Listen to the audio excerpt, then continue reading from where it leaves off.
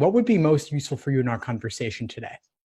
Well, really, I have a really, I guess, ambitious goal score. Right now, I've taken the test once. I got a 144. My highest practice test was a 150, though, and my goal score for my dream school is a 160. So I have talked to a couple of different admissions offices at another alternative school where they said with my GPA they could accept a 153. And I know that my major areas of growth need to be like with logical reasoning. My best score with analytical reasoning though is like a -6. But with logical reasoning, I've gotten like -10 has been the best I've gotten. So I'm really just kind of looking for some tips. I found myself having like a 50-50 going back and forth between like the deductive reasoning questions, like when they're asking like what would be most strongly supported from the passage, or I guess tips with that would be helpful actually. Sure. So out of everything you mentioned, you want to focus on formal logic inference questions? Yeah, I'm thinking so. And then maybe like where they're like specifically, let's say, resolving the discrepancy. That's also been a challenge. I found myself going back and forth with those questions as well. And when it comes to analytical reasoning, I've had the biggest struggle with when they're asking which answer best helps substitute for, to get the same result from the question. So that's my number one struggle with those. Okay, so let's knock that one out first because it's actually very easy to address. So these are logic games, rule substitution questions, aka rule equivalency questions. Okay. And they seem tough because they appear infrequently, but they actually appear on nearly every exam, starting with exam 57 up to present. So if you want to target those and drill them, just do a bunch of them in a row, meaning do the setup for that logic game and then do only the rule substitution question in that game. Then do the next game's setup, then do only that question. I have a big list of those questions I can send you for every appearance from 57 up to present. Wow, that would be awesome. Sure. And if you do a bunch in a row, you'll see they're actually not so bad. They just only seem weird because they're infrequent. Okay. And that is what happens. Like I noticed on my practice tests, I might have gotten them every 3 practice tests or so. And it's just kind of like, oh, what it throws me off, and I kind of get bogged down on those questions and don't have the opportunity to then maybe do another one because of just time and everything. So even though I do have extended time, I ended up getting an accommodation for my ADHD, so that's been helpful. And I've seen growth since that changed, since that was approved. And so I'm looking forward to, being able to work with that when I retake the test in February. Awesome. And you're timing yourself with the extra time? Yes, I've started doing that. Yes. Great. Fantastic. So keep that up and you'll see some improvement there. Now, with regard to the most strongly supported formal logic questions, those are not quite as frequent. You might not even see them on every single exam. And I think the key there is 2 things. One is that you want to diagram only when the situation warrants it. So lots of conditional statements, the same variables in multiple, indicating you could link things together in some way. Okay. Also, with this question type, you want to be aware that it's not must be true. It's most strongly supported, meaning that the conclusion that the inference doesn't have to be 100% supported. It could instead be 90 or 95% supported. Think of it like a reasonable assumption, but it may not be totally airtight. So does that mean there would be an answer that is airtight and they would consider that one incorrect, possibly, or? No, it wouldn't be there at all. It wouldn't be there at all. Okay. Because something that is a must is incredibly supported, but the word most gives you a little bit of wiggle room. So sometimes the answer will be a must, but it doesn't always have to be a must. In some cases, it could just be incredibly likely. Okay, gotcha. If it's formal logic, diagramming is the way to go. Otherwise, you may be looking for a paraphrase of all or one part of the stimulus or a combination of different parts. Okay. Sub-questions. That's helpful. Thank you. Yeah, sure, of course. And then you also mentioned resolve the paradox, right? Yes, that's correct.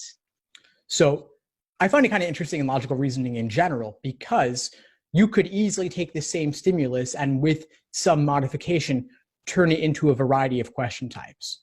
So if there's someone who says these two seemingly contradictory things can't both be true, therefore one of them is wrong, they are failing to consider that there could be some alternative explanation for why those could both coexist. So for example, someone got a 150 and they got into Harvard Law. How could that possibly be the case? Awesome. One of those two things is false. Turns out the parents of the kid who got a 150 also gave a several $1 million donation. I was going to say nepotism? Or? Right, exactly. So that is new information that could help to resolve that apparent discrepancy between the relatively lower score getting into a top school. Okay. And so does that mean like if there's, I guess with the discrepancy I'm having, I did notice that I would go back and forth between two questions and I would make an assumption early. And so I wonder if there's something that would help me not make that assumption and kind of just stick with the information. Are there any, like, it's just a matter of practicing to stick with what they're giving me? Because I did notice Khan Academy, I'm sorry to interrupt, Khan Academy, they did say like, I made an extra assumption about that if this was my answer choice, so. Yeah, you have to, of course, stick with what's stated in the stimulus. And a lot of that is simply practice and getting a sense of what is reasonable to assume, what's not reasonable. So LSAT will assume reasonable to be common sense world knowledge, like the days of the week, for example, or the order of months in a year. Those are things they assume that in general people know, or that like if it's raining, that means water's falling from the sky, or that Right. people are likely to have umbrellas, things like that. But when it comes to these apparent discrepancies, it's really figuring out some way that both of those things could be true. And you might prephrase or predict one potential answer when there are, in fact, multiple possibilities. So maybe the person who got a 150, their parents didn't give a donation, but that person hacked into the system and changed their grades or something like that. Right, okay. There are a variety of ways it could happen.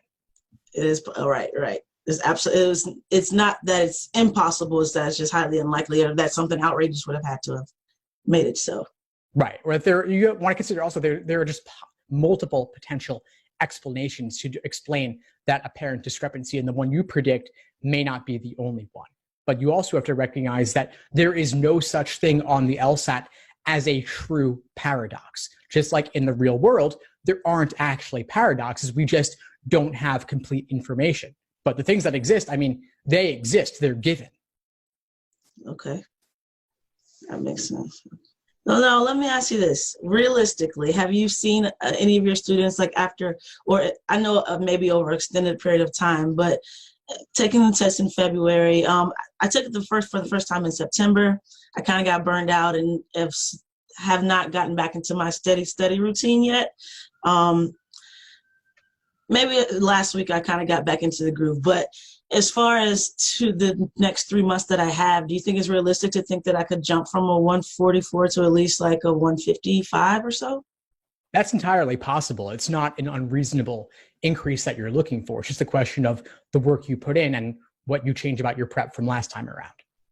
Okay. And I did all self-study through like Khan Academy, their lessons and a couple of your free videos online and stuff like that.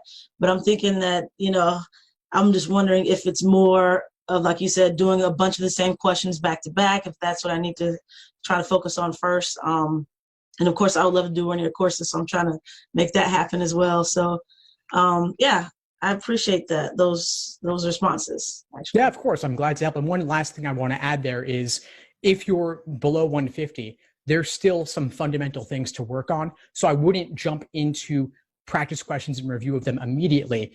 As you're doing, you already mentioned a few areas you want to focus on: most supported, resolve the paradox, rule substitution. There may be some other areas as well that you want to give extra attention to. And so I would suggest do some work on the foundation, reviewing relevant videos on those topics or relevant textbook chapters on those topics before you do questions of that type, because then you'll get more out of your practice. Okay, thank you.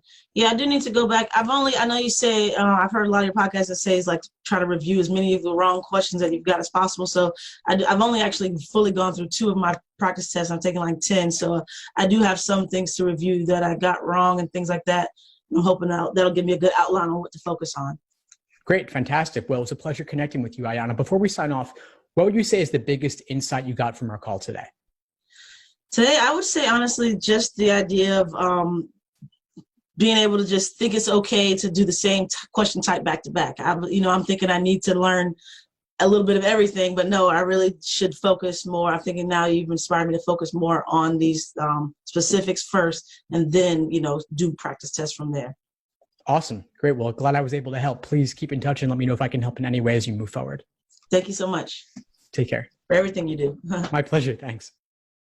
Thanks for tuning into the show. Please subscribe if you haven't done so already to be notified of new episodes as I release them. And feel free to reach out if you need anything at all as you move forward with your prep. I'm happy to help however I can. In the meantime, I'll wish you all the best and take care.